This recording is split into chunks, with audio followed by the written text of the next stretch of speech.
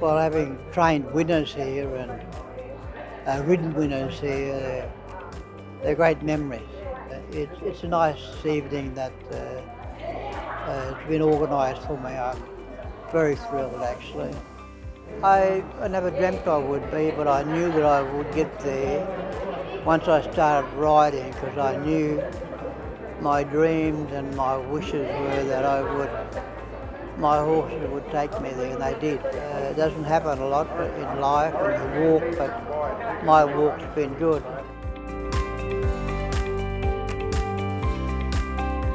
Darby McCarthy, look, I'm sorry I can't be with you, but you are an absolute legend.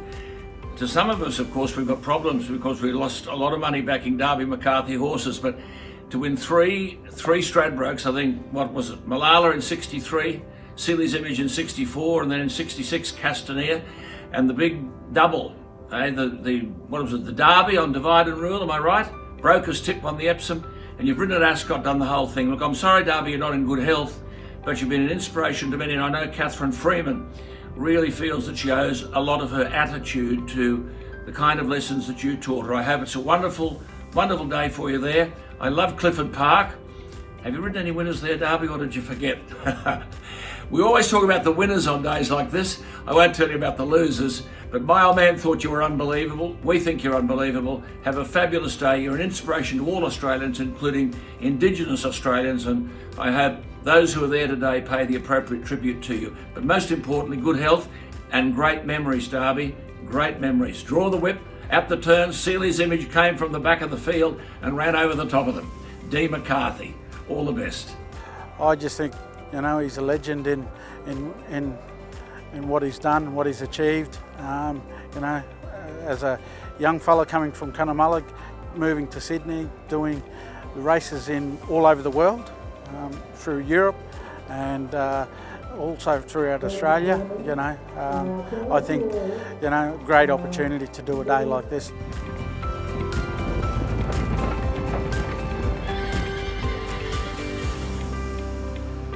Uncle Darby, legend. What he's done for communities, what he's done for himself in his personal journey is amazing.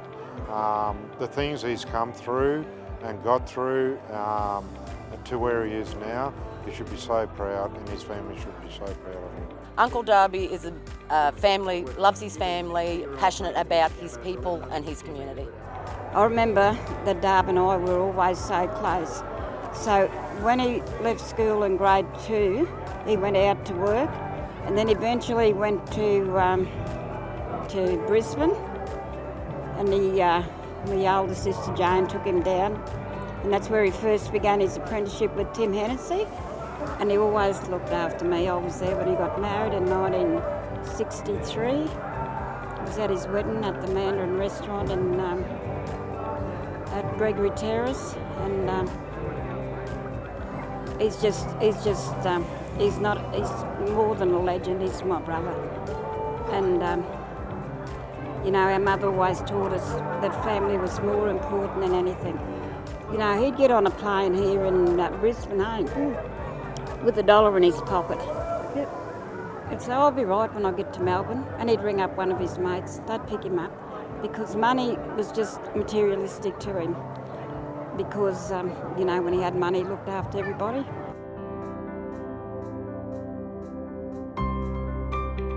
I'm extremely proud. I guess, when we were growing up, we didn't believe, you didn't realise how much or what achievements he had done until you got older, and you're like, well, this is amazing. A man, especially an Aboriginal man from Cunnamulla, being able to go and fly overseas, it's unheard of. It's crazy. They weren't allowing them out of the country, but here he is out racing, mixing it with every high rollers and stuff like that, and he could have been someone where he just above himself, but he was just dad to us, and he was always so humble and down to earth, and like Auntie Rose said, he always looked after family. He looked after his brothers and sisters and took care of them.